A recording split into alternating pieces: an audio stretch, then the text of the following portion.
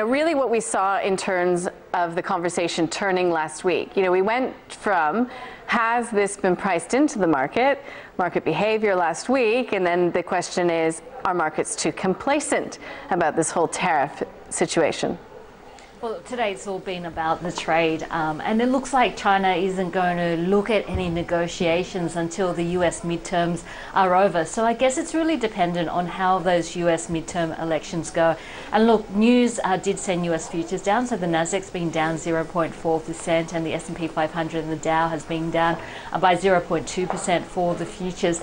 But of course, my mum turned up on my doorstep this morning with rice cakes, and it is Mid-Autumn or Equinox Festival in China, Korea and Japan. In China, they have the mooncakes. So it was a day where we didn't see much action around the region, so there wasn't a lot to take our leads from. But if you have a look at the Hang Seng, which was open today, it was down by about 1.3%, and mostly the property plays coming under pressure, thinking that perhaps that US dollar funding tap could be turned off. And of course, with the FOMC in focus, it's going to be a lot around those interest rates this week. So look, a quiet day on the Australian share market, and we'll be watching the US closely tonight, given that we have seen medium-sized moves in terms of those US futures during the Asian session. Okay, yeah, we'll continue to check. There's not a lot of big corporate news around, but we did hear from Sims Metal, and this was a bit of a concern because it pretty much equates to a bit of a profit guidance downgrade, doesn't it? Look, although there wasn't a lot of news about, some of the stock price performances were absolutely huge, and Sims Group was one of them, where we did see the shares with double-digit losses for the day, and this was on the back of their guidance, their EBIT guidance for the first quarter. Now, their guidance is $58 to $63 million, but previously it was $75 million, which represents a downgrade of at least 10%.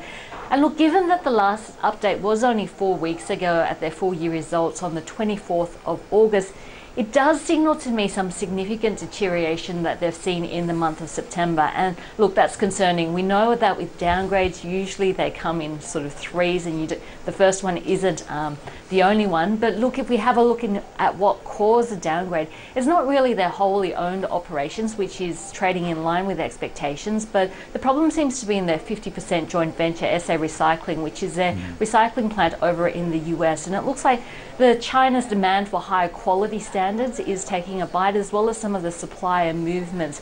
But I guess on the other side, they are installing some upgraded equipment, and that's going to allow them to deliver higher quality Zorba towards the end of the year. So look, I think the market needs to evaluate whether this is a once-off thing or whether we are going to see some continual weakness. The update today suggests that this is a temporary thing that could be resolved in the first half as the upgraded equipment comes through. But look, the market's sort of distrusting when you get these downgrades that it could be a string of them.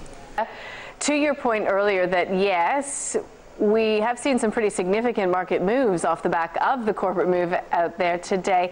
I'd like to draw your attention to Lynas, because of course we did hear from the company today coming out to try to reassure the market that if there is some sort of a government review carried out in Malaysia when it comes to its operations, environmental concerns there, as had been, flagged when this new government in Malaysia was elected, they're saying, that they're still going to be cooperating and that they are still committed to being transparent. Their business practices are solid in Malaysia. But a really interesting line, and I thought I had it here to show our viewers, was that if there is somebody elected to that government review who is known to be against the Lynas operations in Malaysia, that would be a negative. And it seems as if the market has really run with that unknown. It's a pretty serious situation that Lynas finds itself in.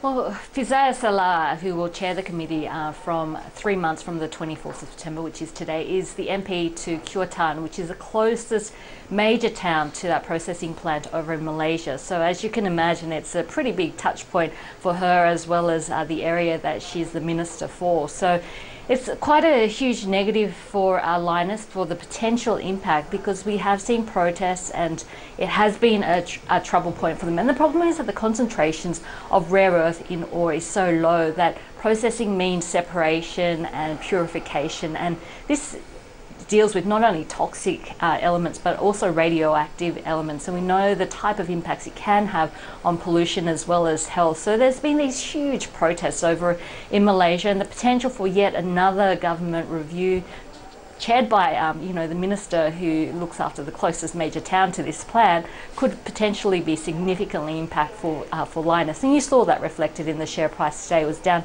as much as 18%. So that's a pretty huge fall given that news that came out over the weekend.